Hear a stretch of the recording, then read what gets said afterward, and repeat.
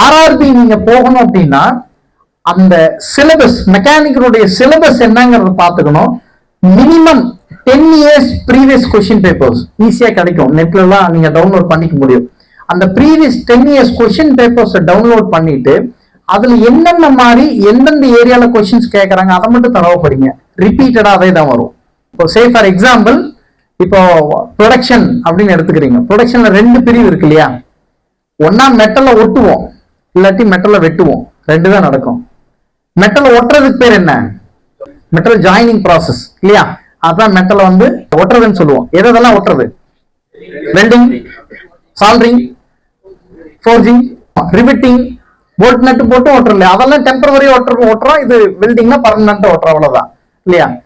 மெட்டலை வெட்டுறது எதெல்லாம்? Turning, milling, grinding, boring, shaping, எதை வேணாலும் எடுத்துங்க. எல்லாமே மெட்டலை ரிமூவ் தானே பண்ணுது. ஸோ ப்ரொடக்ஷன்னா 2 தான். ஒன்னா மெட்டலை ரிமூவ் பண்ணு, இல்லாட்டி மெட்டல் ஆட் பண்ணும், இவ்வளவுதான். இது 2ஐயும் பிரிக்க தெரியணும். So turning, milling, boring, grinding இதெல்லாம் வந்து மெஷினிங் ப்ராசஸ். கரெக்ட் தானே?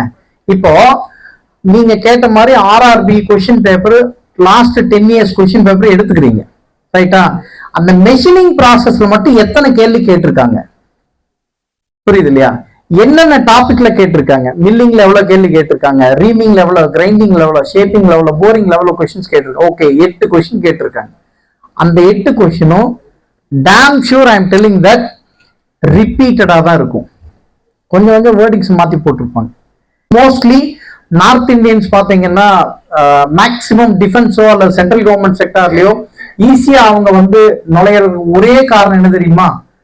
அவங்க படிக்கிற சிலபஸே கேட் எக்ஸாமா இருக்கும். புரியுதுங்களா நான் சொல்றது? அப்போ நம்ம வந்து அந்த கண்டென்ட் என்னவோ அதை விட்டுட்டு மத்தெல்லாம் படிக்கிறோம். சோ அந்த மாதிரி இல்லாம அட்லீஸ்ட் இனிமேலாவது அதை கொஞ்சம் டிக் பண்ணி பாருங்க. தெரியலையா? எக்ஸ்பர்ட்ஸ் கிட்ட, ஸ்டாஃப் கிட்ட கேளுங்க.